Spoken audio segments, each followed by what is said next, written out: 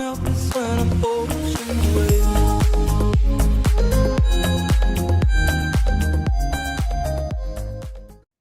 Today on Nova Legends Podcast and also UVA Legends Podcast, I have Keith Mattioli, a walk-on from Chantilly High School, who in his senior year at UVA made a breakthrough.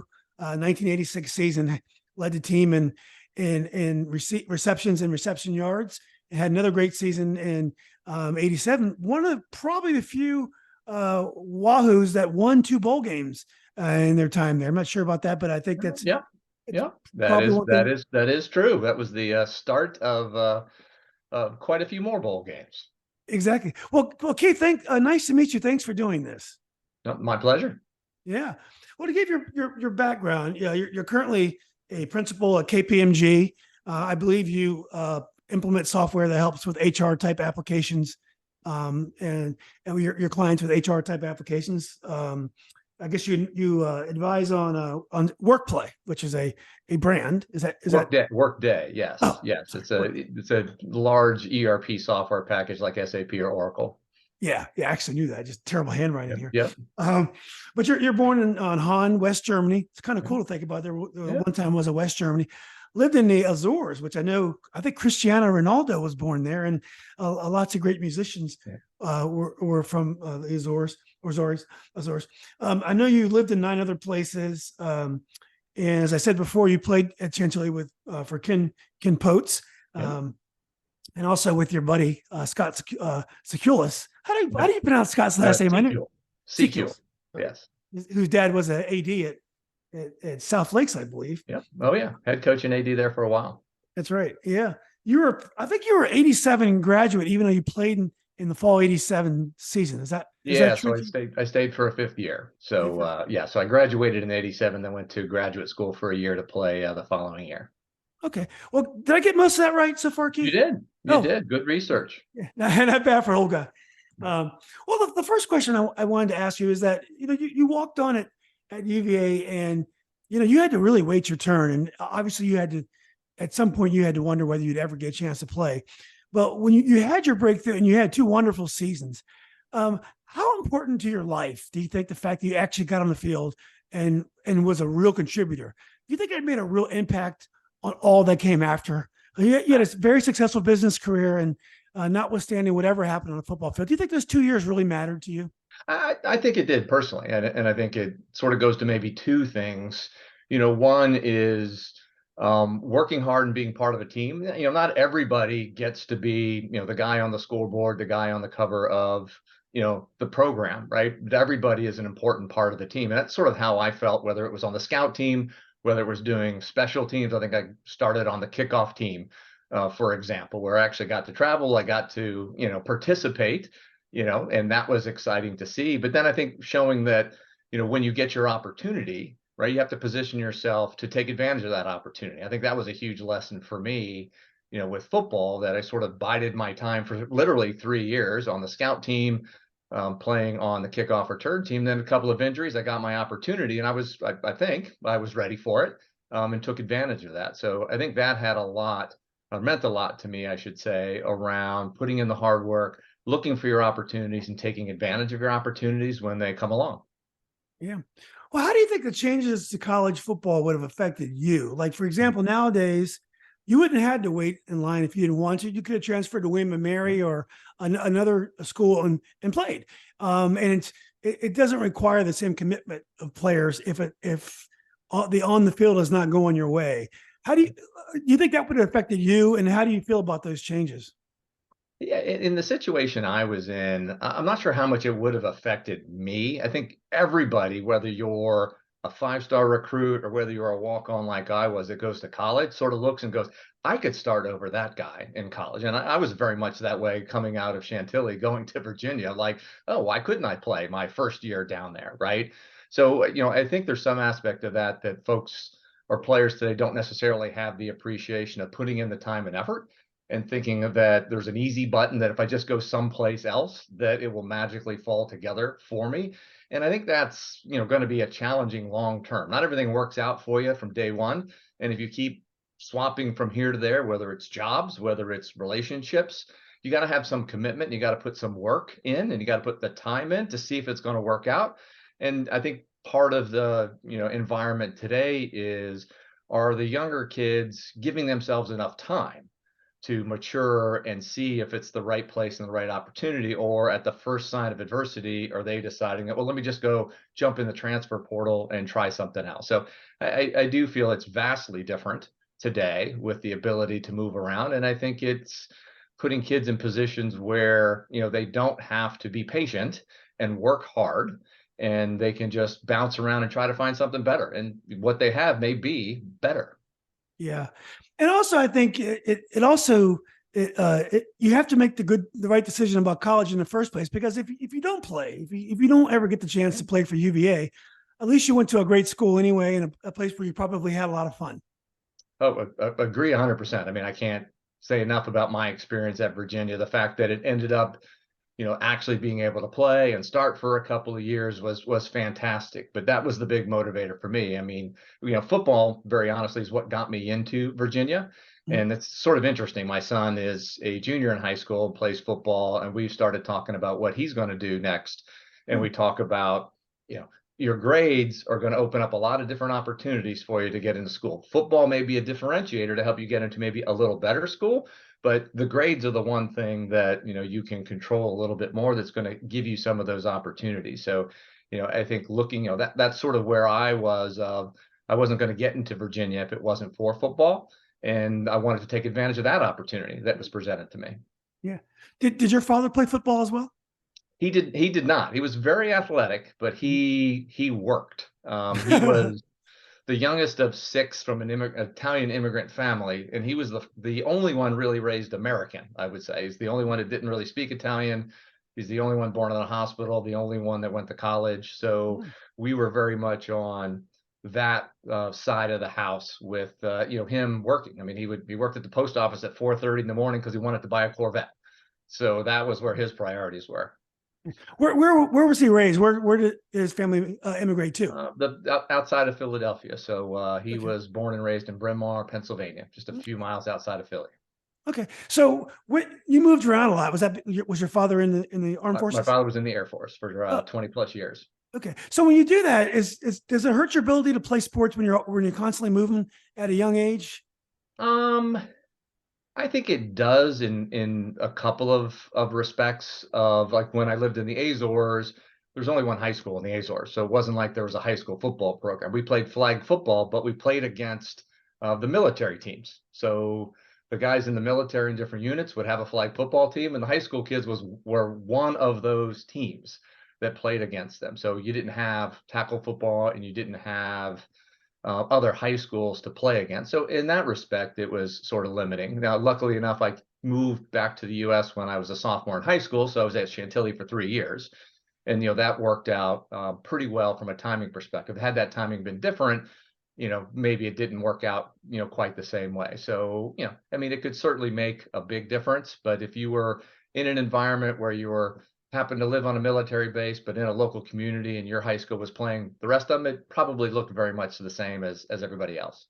It's interesting because that path is very normal now. Kids are going right from flag football to high school contact football. That's actually maybe a safer path for kids instead of having the contact at a young age. So maybe we'll see more of that. Yeah, I mean, that's sort of what my son did when my wife and I talked about him playing football. The plan was in 8th grade, he would play tackle football. That was during COVID, so that didn't work out for us since that year was canceled. So yeah, freshman in high school was the first year he played tackle football. He played flag football for 5-6 years prior to that. But yeah, that was the path we took. Yeah. So when you got to Chantilly, was Chantilly open class at the time? I remember Lake Bragg being open class at first, and I thought Chantilly was too. Was it open class when you got there? It was starting to close down. I think when the year before I was there, it was literally open classrooms with no walls. I don't think that was there probably were a few walls inside, but when I was there, they started to put some walls up. But yeah, it was very experimental at the time, with open classrooms, no windows in the building, which was very interesting, I thought. So yeah, it was interesting, but it started getting more and more, I guess, traditional as I went through my 3 years there. Yeah, I bet you that person who ever thought of open classes, he And, probably got fired yeah, sometime in the and a bunch of high school kids, it's hard enough to keep them focused in a classroom, let alone with multiple classrooms. yeah. What are your other first memories of Chantilly? Um, I mean, I think just being the new kid, I think that was my first, for me personally, it was the first time that I went to a school off of a military base. So when you're in the military and you move around a lot, everybody around you is in the same boat.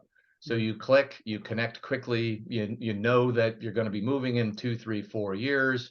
So, you're able to make friends quickly. This was the first time that I went into an environment where all of these guys and girls grew up together. They went to elementary school, middle school, and high school together. So, being the new kid, was probably the biggest memory for me of how to, sort of how to fit in. And high school is a tough time for everybody around that sort of thing. I think lucky for me, I had sports. So I could easily fit in by going and playing football. And there you sort of naturally had a group of individuals that you could connect with, that you had some common bond with, and could make some friends with. So, for me, it was very lucky that I had that sort of opportunity. My sister wasn't quite as lucky. She was a senior when we moved to Chantilly. You want to talk about, a difficult integration point. At least I had 3 years, and at least I had football to rely on. Yeah, my wife moved from Würzburg, Germany to Lake Braddock her senior year as well. And it was Yeah, yeah, very yeah. tough for her to make friends at a massive school, like that. What neighborhood did you guys live in Chantilly? Well, we lived out in an area called Pleasant Valley, which Of is course. Yeah. west on 50 of Dallas, which back then was the middle of nowhere. So Yeah. like getting a ride home from anybody who was in Chantilly was like, why would you possibly live all the way out there? Which now, of course, there's stuff 10 miles out towards Leesburg that are considered, suburbs of Washington, D.C. or the other areas. So yeah, Pleasant Valley was a new development out in the middle of farm country, very much out of the way from where most of the people in Chantilly High School live. Yeah, it's funny. We lived in Arlington for the last 25 years, and we just moved to Loudon, right near Leesburg. Okay. And we Yeah. did look near where you used to live, and that whole area now is so congested that we wouldn't even consider it because it's overdeveloped, at least in our minds. So when did you first meet Scott Secules? Well, I mean, Secules. I'm sorry, Scott Secules. Seeks and Seeks. I mean, when we started playing football, now, as a sophomore, he was already playing varsity. I don't know if he was starting, but I think he was pretty much part of the varsity team versus the JV team, which I think I played on my sophomore year. So it was through football. Probably didn't really get to know him well until into my junior and certainly the senior year, where we were sort of two peas in a pod when it came to the passing game at Chantilly. Yeah. You may have known my friend Mark Pearson, who went to Robinson, and then he's actually the late Mark Pearson, but actually transferred to Chantilly. He's probably a year younger than you. He was a good football player. Did you know Mark? It doesn't ring a bell. Yeah. Yeah. Well, it's probably a big school. So how was your adjustment to JV? Were you one of the best players on the team right away, or was there I adjustment was playing sort time? of Yeah. finding my way, I think Yeah. would probably be the best way to describe it. I didn't really blossom, honestly, until my senior year when we were throwing the ball a lot more and sort of clicked. I think I was, sort of run of the mill. I think I was playing tight end at that point in time, a very undersized tight end. So didn't really sort of come out of my shell till a little bit later, I guess. Yeah. Well, Ken Poates is known as an offensive innovator. Yeah. What are some of your memories of Coach Poates? I mean, I think one of the phrases, that sticks with me is you have to hate to lose. And it was interesting. I was watching a game the other day, and I think that was generally the comment of that, just sort of come in second is the pain of coming in second is worse than the euphoria of winning in some cases. And, that was one thing that Coach Poates sort of instilled in us, is that, you have to hate to lose. And, I think that's almost more of a motivator than wanting to win, because you don't want to feel like that, at the end of the day. And I think that was a big thing with Coach Poates, is really just instilling in us that the confidence to win. I mean, Chantilly was a little bit like Virginia when I went there. It wasn't a great program. We weren't all that successful, right? And, he sort of instilled a winning attitude in everybody, that hate to lose attitude. Yeah, we had some great players. I mean, obviously having a Division I quarterback like Scott, goes a long way to being successful in high school. had a couple of other kids that were pretty good athletes. Jeff Anderson was defensive lineman, offensive lineman, went to Miami of Ohio, for example. But then just a bunch of kids that enjoyed playing football and, that were friends for life, right? That back to my earlier comment about having grown up together. So it was just a great group of guys. I think Coach Poates did a great job of getting the best out of all of us so that we could be successful and we could realize that, hey, we can win and we can have fun. Yeah, well, Coach Poates eventually went to Woodson after you graduated. Would that be because, and you may not even know you were gone, would that be because, Chantilly didn't have a huge reputation in the time? Woodson had a very strong reputation, and maybe that was looked up as a step upwards in terms of school? Yeah, probably. I don't think that Chantilly was, viewed as a top tier school at that time. If you think about a Woodson, a TC Williams, go down the Robinson, some of the other larger schools at the time with, more talent in them, Chantilly was very much up and coming. So certainly that would have been viewed, I guess, as an upgrade. Yeah. As a matter of fact, I was an '84 Robinson grad, and I played basketball and football. Well, I played basketball and football with Joel Dempsey, your UVA teammate. Yeah, and also, yeah. Oh, yeah. Yeah. And I played basketball with Chris Warren, who played at UVA briefly with you. Great athlete as well. So how did the Chantilly team do? I think at that time, were you guys in the northern? You guys were not in the Northern District at that time. I think you guys were in. I think we were. We won. So we went to playoffs our senior year. We won our league, our division. I forget the right term that was there. So we got to go to the playoffs. That would basically get you to the state championship, and ended up playing Oakton ended up losing to Oakton in the first round of that. And I think my friend Sean Scott was a big part of us not winning that football game, since he was playing for Oakton at the time. But yeah, so we did make it to the playoffs, which was a big accomplishment for us as a team, for Chantilly in general. It might have been the first time they had actually gotten that far from football, but unfortunately didn't make it too far. Ended up losing, I think, in a tiebreaker, if I remember correctly. Well, that was Danny Burmeister may have been on the Oakland team, or he might have graduated the year before. He was there. I ran a lot of track against Danny Burmeister. I got to know his back pretty well. Yeah, he's a heck of an athlete. Yeah. No, Scott Secules, he was a major prospect, and did the fact that he was getting headlines and coaches were coming to see him. Eventually, did they notice that you were the one there that was catching most of his passes? Yeah, very, very much so. I think I'd say that to anybody that will talk. I mean, that's my success was based, 99% on him, right? Obviously, he was throwing the football to me, which makes a big deal, but he was the one that was attracting attention, getting people to the game. And I was sort of, afterthought isn't the right way to describe it, but that's what allowed me to get some attention from some places like UVA. And then we did a little bit of work on our own too. My father was sort of my biggest proponent, and would put together, back then I guess it was a scrapbook, probably newspaper clippings, and I think he sent it along with a letter to like Penn State and some other places. So it's a much different environment now about how you go through that. But yes, having Scott there is what got some folks, certainly at Virginia, they were watching him. It was very easy to see the guy that he was throwing the football to. So you mentioned UVA and Penn State. Who else was interested in you? And obviously, I'm sure some of the smaller Virginia schools would love to have had you as well. Yeah, some of them. I mean, I wouldn't say I was highly recruited, and some of that may have been more me sort of getting focused on, I talked to the Virginia guys. Tony Whittlesey was the coach recruiting Scott and I at the time. So, sort of fell into that, sort of model. But, JMU and some of those other local schools, I had a conversation with the Naval Academy, and no offense to the military, love it. My father loved it, very successful. A lot of respect for folks in that, but just didn't think the Naval Academy was. I sort of did my stint in the military as a military child, so wasn't quite ready to go that route. So didn't really pursue that very far. But I mean, Virginia and Penn State were the two places that I had conversations about walking on, and neither of them were really talking scholarship at the time, and ended up taking going down the Virginia route. Well, now when they say walk on, does that come with a notion that if it goes well, it could be scholarship, or you're a walk on and we can help you get you in here, but scholarship might be beyond what's possible? I mean, initially, certainly, I think it's much different. I guess I would refer it today. They have the concept of a preferred walk-on, right? You're a recruited walk-on versus just show up the first day of school and knock on the coach's door, sort of thing. So being recruited, they knew who you are. You were in the system, so to speak. You just didn't have a scholarship. So, but Right. yeah, I think the conversation was, we'll help you get into school. Which was fantastic to be able to get into a school like Virginia. And then, if you work hard, maybe there'll be an opportunity for you to earn a scholarship down the road.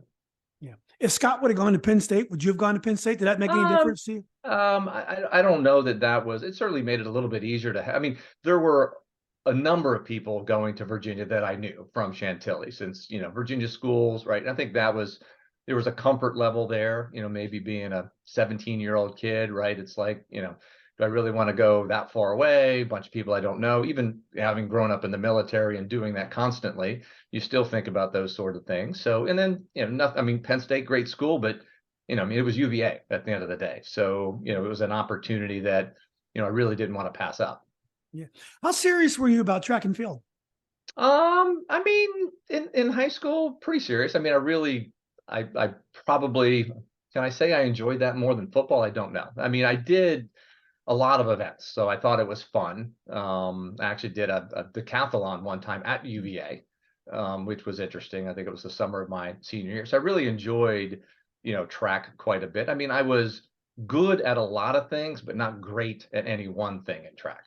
Mhm. You could have been Chantilly's Rob Musio. Oh, there you go. Well, yeah, he's no, exactly. That was one of the guys that I always sort of looked up to. He was a much better athlete around. He was great at a lot of those things. I was, Yeah. excuse me, I was good at many of them. Well, I think Rob is a guy I've interviewed as well, and he was great at a lot of things. But I think the difference with Rob, one of the differences, he got decathlon kind of specific training at a very young age. Yeah. I'm blanking on the Robinson coach, but the guy visualized him being a decathlete, which you really don't do because it really doesn't help the high school track team at all. But he was put into that lane early, and then he has an incredible work ethic so it kind of things aligned for him to be a decathlete. I'm not taking anything away from Rob. He's amazing, but it was a perfect alignment for him. Yeah. I mean, you have to have the right guy in the right system, I guess. And he had, a little bit of, well, a lot of bit of both, I guess, in that sort of model. And it was always impressive to see, because competing against him, you get a much better appreciation for what it actually takes to do that. And there's a lot involved from a training perspective and then an execution perspective. So it was great to see him, sort of on an international stage doing that sort of thing, somebody you competed against. Yeah. So you go to UVA, and it's the fall of 1983, I believe. Is that right? Yep. Yeah. So what are your first memories of the grounds? Well, Lambeth Lambeth is where we stayed. Oh, you Lambeth as a first. Your first year dorm was No, Lambeth. for a training camp. Oh, So, yeah. Lambeth was, Yeah. where we went, because you could just walk across the street to U-Haul. Yeah. So it was very easy and convenient for them. So, the first experience was really sort of tucked in that corner, if you will. It's not quite as much of a corner anymore. There was a little pizza parlor and video game place just down the street there. I think there was a Chinese restaurant there now. Maybe the Hong Kong. maybe torn down now. I don't know. Yeah, it's torn down, unfortunately. But yeah, it was sort of just, it was almost like you're in a hotel with the entire football team, and it was just from Lambeth, across to U-Haul to practice and back and forth. So, that was very insulated, initial introduction to UVA, versus, finally moving into the old dorms and really seeing the rest of campus, I guess. Yeah, my son lives in Lambeth now. He's a second year. So, what were your first perceptions of the level of the competition when you first were down there at that summer? I think it wasn't as intimidating as you might have thought it would. I think for most athletes at that level, you have a level of confidence, I guess, in yourself, or you wouldn't be there, right? And you wouldn't be putting yourself through something like that if you didn't feel that, you belong, in that sort of environment. But I think it was sort of the scale of the whole thing, right? The number of guys there, the coaches, the facilities. It's sort of funny to hear everybody talk about the Virginia facilities and relative to other Division I schools. But, certainly back then, that was your view of the world. It was pretty big. It was pretty expansive. There was a lot going on. So I think that, sort of just waking up to, this is sort of a big time, big deal thing that, a lot of people are spending time and effort on, and it's important. And I think that was really the realization that it was still interesting and fun. It's probably easy to say fun. 2 days were fun now that it's 30 years in the past, I think, right? You only remember the good stuff. You don't remember the bad stuff. But I think that was really the biggest aspect of it, of sort of realizing the scope and scale of the whole thing. Yeah. What dorm were you in once you the school started? We were in Emmett, the old dorms. Yeah. Yeah. Yeah. So it was, which was sort of interesting to see. The new dorms have now been torn down, and there's new dorms that are where those are, but the old dorms are still there. Yeah, they've done a great job with the old dorms. They put some lounges in there, and they're actually air conditioned, and stuff like that. Yeah, so air conditioning, that's a nice little touch. Yeah, something that we did not have. I was in Metcalf. So the way it works, do you know you're redshirting, or is it I know when I talked to Mark Cox, he was a legendary player from Annandale. They just went back later on and designated one of his earlier years was a redshirt year because he didn't play enough games. So was there were you consciously redshirting your first year, or is it one of those things you didn't play very much, so therefore you could be a redshirt later on if you wanted to be? Yeah, well, I'm not even sure anybody thought that it was a later on thing. Realistically, after that 87 year, my fourth year there, where we sort of had the breakout season, after that year, or maybe during that year, it was like, well, hey, maybe we can have him come back. So there was a whole sort of process, towards the end of that year going into spring ball, where it was like, will we get his fifth year or not? And if I remember correctly, it was probably sometime just before spring football was starting that whole thing actually became official, that I got redshirted. So it was very much an after the fact sort of thing of, oh, hey, this has worked out pretty well. Let's go back to your point and see if we can actually redshirt him and get a fifth year out of him at the last minute. Yeah. So when you're not playing a lot, and Keith, you're not the biggest guy in the world. What are your what's your height and weight? Right now? Oh, well, no, then. I'm not that different right now than I was back then. That's so, great. 5'11", 170, give or take. I might have been 180 when I played at Virginia.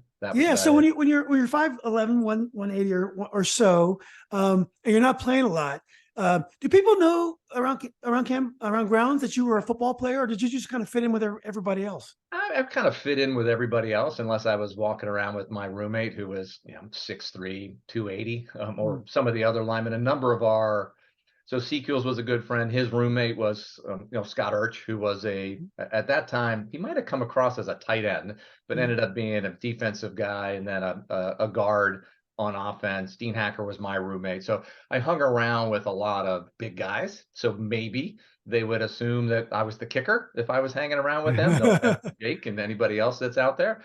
But no, nobody would have confused me with a football player at that time. I definitely fit in. But did you have was your life similar to most students in that you might go to Rugby Road or hang out in the dorms, or even though you're not playing tons, you still have the time commitment of a football player. So you're very busy, and you're hanging out with I guess you guys were eating at Ken Johnson's, or maybe the new meal hall at that time. But the scholarship athletes at that time had a little book of tickets. Some guys may have mentioned that back in the day, which you could use at Ken Johnson's or Shoney's, which were over or some of the facilities around campus. But being a walk-on, technically speaking, I had to fend for myself, for food. So, after practice, so the good news was the rules were, if I couldn't get back to the dining hall in time, I could eat with the team. So that was sort of let's go hang out in the weight room for a little while and work out. So it was sort of a good excuse to go, work out a little bit extra in the weight room to run the clock out. And it wasn't necessarily the meals so much as the logistics of going from there all the way back over to some dining hall to eat. But yeah, they had a lot of different scenarios. Ken Johnson would do the catering for the most part. You could actually go there and eat for lunch. It wasn't particularly convenient being off campus where it was, but you could go to the tree house and go to the convenience store in the bottom of the tree house with tickets, or at least the scholarship guys could. So, and having a roommate that was a scholarship athlete, I could snack on his stuff too. Yeah. When did you finally earn your scholarship?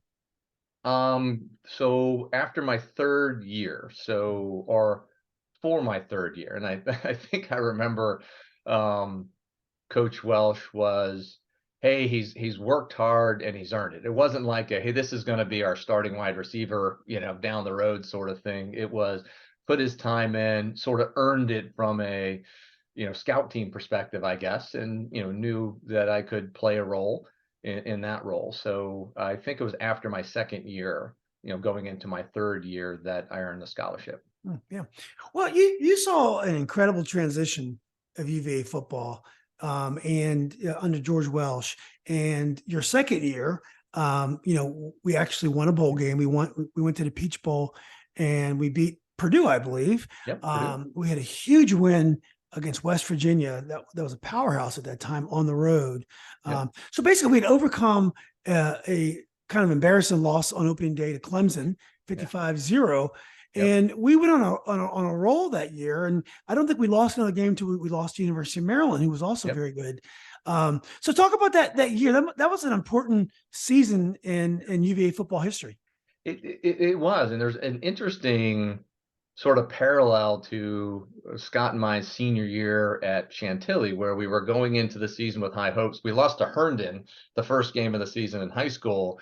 Sort of fast forward to college where you've got some expectations. So I think it was 55-0, 55-3 or something like that against Clemson. I may have actually watched that game from the stands, to be quite honest. That's sort of where I was with the team at that point in time. But it was interesting to sort of see you taking that and craft it again into we don't want that anymore. We don't want to feel that way anymore. And there were a lot of guys on that team that, when Bestwick was the coach to Welsh, I think that was maybe the last group of Bestwick guys versus Welsh guys. Maybe I'm not doing my math quite right there, but there were some talented guys there. And I think that's where, they realized that they wanted to be part of sort of moving us to the next level. And I think it was the same sort of thing of, you got to hate to lose. And, they didn't want to continue doing that. And we just had a great group of guys that were very motivated to want to go out and say and do something. And, I don't know that, anybody was thinking that, our first bowl game was, the goal. I think Coach Welsh's goal every year was just have a winning season, right? And I think we just sort of got on a roll and realized we could do it. And, that really turned the tide, I think, on that season of, sort of expecting to win versus expecting to lose. Yeah. From your point of view, what is the key to George Welsh's success? I mean, at Navy, where you have very limited time with your players and very limited number of players that you can recruit, because a lot of people won't go to Navy because they want to play pro. And back then there was a 4-year commitment. So the guy was incredibly successful, and he was able. It's really hard to change culture, to turn around. UVA has been a loser for generations. So I don't think you can overstate what a great coach he was. Yeah. What was the key to his success? I think preparation. I mean, he prepared us during the week very, very well. And I think, it's interesting you bring up the Navy concept, right? I think he knew what was important to teach us during the week and get us prepared for. And it wasn't, an unlimited amount of time to do that. So I think he had a focus around, what was important, how to keep everybody focused in doing that. And then I think it was the assistant coaches around him and sort of his ability to communicate what he wanted, what he was looking for to those coaches that could then communicate that to all of us, individually at the different positions. And I think that was really where he was, I think, at his best was, I don't know, maybe the management side of the whole coaching piece of the puzzle versus, it sounds bad to say, versus the execution side, right? But I know that was one thing that I think we all felt, that, being prepared during the week. So when Saturday came along, you sort of knew what was expected. You knew what you needed to do and you were ready for it. And I think that was probably one of the biggest differences for us. Saturday was easier because we knew what we needed to do. We weren't thinking about left or right or, 10 yards versus 20 yards. We were well prepared. Yeah. Who was your position coach at UVA? Petchel was the first couple years, Mhm. and then Tom Sherman. Oh yeah. I think Coach Sherman was the quarterbacks coach for a while, then became the receivers coach my last 2 years. Oh, he was a dirty basketball player, Coach Sherman. Yeah, they used to always play at lunchtime. All those guys did. That was Oh not a God. game you wanted to be in. I still got a headache from some of the fouls that he would Yeah, apply. yeah. I think he was, did he play or coach for the Jets at some point? Coach Sherman? Yeah, I think so. Something like Yeah. that. Yeah. Yeah. So, well, anyway, uh, unbelievably so. All of a sudden, your fourth year as a student, you all of a sudden have a breakout year. I mean, unbelievable year, leading the team in receptions, leading the team in yards, and this is a team with John Ford on the team. And you would not have been able to convince me that John Ford wouldn't have had an NFL career at UVA. That's how talented that we perceive John Ford. Yeah. So, going into that season, what were your expectations? Did you really believe that could happen after 3 years of not being able to really contribute very much? I think any athlete at that level always thinks that they can, right? And, I think it was just continuing to plug away and look for your opportunity. I think my expectations that year there were some younger guys, John Ford, Quanah Bullock, Oh, Willie Quanah. Snead, right, that had all Yes. been recruited. I think they're all out of Florida. Maybe Quanah was a North Carolina guy, but I think Willie and John Ford were Florida guys. So it's sort of like, the elder statesman, I guess, play a role, not necessarily be a starter, and, help us, become a better team, help those guys, mature and win. And then, a couple people got hurt and was sort of thrust into, that role. And I think, having the relationship with Scott Secules certainly helped, right? You don't lose that, sort of relationship that you've had. And, he and I were good friends too, while at college. We would all hang out together. So that made it a little bit easier too. So, I sort of had that opportunity, and I, had a chance to sort of show what I was able to do. Yeah, and you mentioned Secules, and he had some battles at UVA as well, because he was very highly recruited. But Don Majkowski was there, and then I think by the time Scott was a senior, I think Sean Moore was waiting in the wings as well. Yeah. So he was never kind of a starter that could always undisputed starter. He was always battling to get on the field. What were some of the battles he had, and how did he? How was he able to react to it? I think, that you're sort of spot on. He was sort of sandwiched in between. He came in the same time as Don, right? I think Majkowski came from, I think he went to Fork Union for a year. So he may have been a little bit older, a little bit more mature when he came in, but Wayne Schutz was a quarterback then. But yeah, a lot of expectations. And I think Scott was used to that, right? Being the son of a coach, right? I think that's a little bit of a different set of expectations. Being a quarterback in general, right? There's a little bit of a different expectation there. But, one of the things with Scott that I always found is there was no give up in him. I think that was probably one of the toughest guys that I've known. Not the most athletic, which is interesting. You think about Majkowski and Sean Moore, extremely athletic. Not to say Scott's not athletic, you got to be, but compared to those two, it looked a little bit different. So he wasn't necessarily what you were looking for, but a great field general. Knew what he needed to do, knew what was going on. But yeah, was always in a tough spot, but never, but always was willing to sort of step up, do what it took. And be ready. And I think that was really the key thing for him, knowing that, if he were to make a mistake, somebody's going to go, well, what about this other guy? Right. So we always had that, hovering over him, and I have a lot of respect for his ability to perform, knowing that was the case, that, hey, if you make a few mistakes, you might get yanked. So, that was tough for him. And I think he did a remarkable job being able to play the role that he did and have the success that he had. Yeah, quarterback. There's so much pressure anyway, and the fact that you can never relax. There's always someone waiting in the wings in his career. It had to be a tough situation. But so you're on the field. You're doing wonderfully. Had this great season. Did it change your relationship with the grounds? Did students around grounds treat you differently? Was it weird all of a sudden be this having this breakout season? I don't think so. One, I don't know that anybody really recognized me in that respect, right? The thing with football, you got a helmet on. Nobody, ever gets to look at your face. And then I think we were 3-8 that year too. So it wasn't like people were falling all over the football team after, having some success at the Peach Bowl. We sort of dipped a little bit before, sort of coming back up the following year, with a bowl game. I think the difference was probably me. I was probably getting a little bit big for my britches, perhaps, and around that sort of thing. So in my mind, I was a bigger deal on campus, but I don't think in anybody else's mind I was. Yeah. Well, your senior year, your fifth year, 87 year, was a great year for the team, and you made a very key play. We lost our first two, I believe, and then we beat Tech. And back then, I guess we played Tech in the middle of the season. Like now, we always play them in November. But the Virginia Tech win was huge, and you caught the TD, the winning touchdown. And I think if we don't win that game, that season could go south. Correction, that was a John Ford catch. I think you're referring to. Yeah, that was a John Ford catch. The Virginia Tech game. Oh, I think you got the winning. I think you're being. Are you thinking North Carolina? Maybe it was North Carolina. Yeah. You're thinking, North Carolina is the one where I had the winning touchdown. You had the winning touchdown, and that was the 87 season. Is that correct? Yes. Yep. Yeah. That sort of got us over the hump, into the bowl conversation.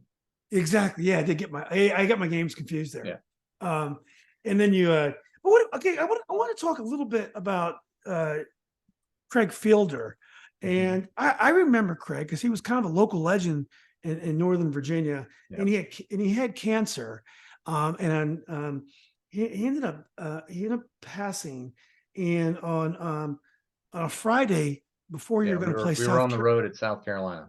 Exactly, and you lost terribly, and it was the only really bad loss you had that season. So it must have been extremely difficult to play football that weekend.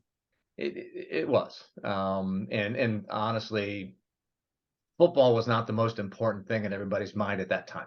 I think, we'd all seen Craig sort of fight through cancer and sort of go away and then come back, and then if I remember correctly, he even got back into practicing and whatnot at some point. He wasn't at that point when he traveled with us to South Carolina, but it was hard to watch in one respect because you felt for him and for his family.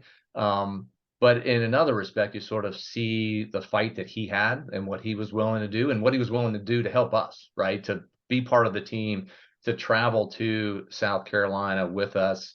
And for something like that to happen sort of on the road, I mean, we weren't the type of team that was just knocking it out of the park, clicking on all our cylinders, right? So just, a little bump in the road could send you off for a little bit. And I think that was a big bump in the road, for us, and, had a big impact on us, that weekend. Yeah. Well, also that year, you guys did a lot of 3 wide receivers, and Tim Finkelston, and he had a similar path as you. I think he played maybe a little bit earlier, but you guys really went with the 3 wide receivers with John Ford, Tim, and you. What was the relationship between the 3 wide receivers? It was good. It was sort of funny that we had a group of walk-on wide receivers, throw Derek Dooley in there early on, right? That, were, the possession guys, that's really what we were at the end of the day. So I think we had a good combination of, some guys that could get down the field, and then some folks, just need to get the first down with me, with Tim, with Derek, and with some others. So, it was a great group. We had a lot of fun in practice, especially with Sherm, coaching us. Sherm made it fun. So actually still, even though I'm, 3,000 miles away, still connect with Tim every now and then. Certainly when we go back, obviously his son, plays for the team now. He still hangs out with, all the guys that, I used to hang out with when I was out there. So, it was a great group. It was a fun group. We had a good time. And interesting enough, there wasn't a lot of direct competition, if that makes sense. We weren't trying to step on each other. We all knew that we were in it together. There was plenty of space for everybody to be successful. I think I remember one year, I guess it was my 3rd year. I wasn't really playing, but a couple people got hurt. So I was the 2nd string wide receiver. So I'm like, I'm definitely getting into this game, right? Because somebody's going to come out and give me and just take a blow, right? And give me a play. Just to throw me a bone sort of thing. Never happened, right? And I was sort of very disappointed by that sort of thing. But we never really had that I think as a group, right? If, to come out and let the other guy come in, it wasn't I'm going to get every possible play under my belt. It was, not necessarily share the wealth sort of thing, but, there wasn't the level of competition that we were trying to stab each other in the back. It was very collaborative. And I think that led to, I think, the success of sort of that group of wide receivers, walk-on wide receivers that, got to contribute. Yeah. Well, you call yourself a possession receiver, and that's how I remember you as well. But statistically, you average more than 15 yards a catch. So you're kind of, maybe it's just George Welsh's system. I know with a lot of play action and always a strong running game, lots of balance between pass and run. Yeah. So, but you definitely think you're more of a possession guy? I mean, I think the running thing in 87 was, I had a streak of like 30 something catches that were either for a touchdown or a first down. I always find it interesting. They included touchdown in there. I think I had 2 touchdowns that year. So it wasn't like there were a lot of touchdown catches. But I mean, that was sort of where it was that 10 to 20 yard, sort of space. I felt I could run, but if you were going to send somebody deep, whether it was, the choice was John Ford or Keith Mattioli, I think we were going to take a shot with John because he was certainly a lot faster than I was. Yeah. When you think about John Ford, why do you think he didn't have a pro career? Because athletically, he was tremendous. He's such a big play receiver, but maybe it's just very competitive at that level. I think it's competitive. I mean, I don't really know. I know that he, Sherm worked a lot with him on just catching the ball. I think that was a big thing for John was he could run good pattern. He was big. I mean, he was sort of the stereotypical receiver that you have today, much more so than back at that time. And, so I think he had the physical talents, I think, confidence around catching the ball was something that I know Sherm worked with him a lot on. And that may have been it, right? You go from college to the pros, it's a much different ball game, much different expectations. And, are you focused on the right things at that point in time? So, I don't know. I think not having somebody like Coach Sherman around that's, helping, paying attention, mentoring you, certainly could have an effect on something like that. Yeah. He had a great sense of humor as well. Well, your last game, you guys beat BYU. Is that correct? In the bowl game? In the All-American Bowl, yeah. All-American Bowl. Yeah. So do you have any memories of that? Must have been a wonderful way to end your college career. Yeah, I think it was one of my memories. It's a ridiculous one. I think I only had a few catches in that game, but I had like a 20-yard catch and there was a penalty on it. And for some reason, we took the penalty. It was a 10-yard penalty versus my 20-yard catch, so I didn't get the stat. That was sort of some random thing that sticks out in my mind. But I think being down in Birmingham with the team and really sort of being elder statesman since I was a 5th-year senior at that point in time. So it was nice to sort of see, where the program, had evolved to. I don't think anybody's, probably as excited about the All-American Bowl in Birmingham, Alabama nowadays as, we might have been back then. But it was a big deal to sort of show that we could repeat at that level like we had in 84 when we went to the Peach Bowl for the first time. And then, as you sort of pointed out, the year, it was an interesting year for us, right? It wasn't, an obvious, hey, we're going to have a winning record and go to a bowl game. We were sort of fighting and clawing, all the way through. So it was nice to sort of see that culmination and honestly to have it your 5th year, your last year with a bunch of guys that, you'd been around for literally 5 years. And, a bunch of my roommates, were still, on the team at that time. So that made a big difference as well to just sort of see that through and sort of end on a high note. Yeah. And I also think it was a very important stage in our journey to the 1990 season where, we're briefly #1 team in the nation. And I think, I think your career and that All-American Bowl, Peach Bowl in 84, those kind of laid the seeds for UVA's success later on. Yeah, I think so. And the same sort of thing that I said about some of the guys on the 84 team. I think it really, it started with George. I mean, that was really the big driver. I think you saw some glimpses of that success in 84 and then again in 87 with the All-American Bowl and sort of just I think we got over the hump there, right? And got to the point where we had the talent on the team. We had the I think mentality that, hey, we can play at the top level with the top teams. And I think that was really, sort of the turning point of realizing that, this wasn't a fluke. It can be sustainable. Yeah. Well, look, Keith, this has been great. I'm really glad to meet you. Always admired you from afar. You're definitely a fan favorite when you played. I thought just tell us a little bit about your post UVA post football journey. And I can tell by your LinkedIn profile you've been extremely successful. Just tell us some about the things you've done and anything else you'd like to share about your family. Yeah, I mean, I think the experience at Virginia, the guys I met that are still, some of my best friends, really went a long way to positioning me for success post college. And it's interesting, they have a mentoring program now that I'm part of. So it's great to be able to share with the guys, what you should be doing after college. But not too dissimilar from my life before I went to Virginia, was moving around a little bit. So, I had the opportunity to just, start working like everybody else, just find a job and get working. And that sort of matriculated into getting into the consulting world where I am today. And also got me to move around a little bit. I ended up moving to Chicago, where I met my wife, had our first child. My wife is from the San Francisco Bay Area. You can see from my background. That eventually got us out to California, where I am today. So, I think that that success that we've had as a family, I think has a lot to do with playing football. Quite honestly, a lot to do with Virginia, and a lot to do with the people that were around you at that time, whether it was coaches, whether it was players. And, I think that's a big part of the experience that I got out of Virginia that, sort of led me to where I am today. So, I have a lot. I'm indebted quite a bit to those opportunities, to all of those people. And it's sort of nice to be able to sit back. I work for KPMG today, as you mentioned, doing technology consulting in the ERP space. We have mandatory retirement. So I'm going to be retiring from KPMG in less than 2 years. Oh, So it's sort of congratulations. interesting to start to think about, what's next? What do you do with your free time? Opportunity to give back. So sort of excited about, that next chapter. When it comes to that, and see how I can, sort of continue to leverage some of those experiences back from the 80s all the way to where I am today.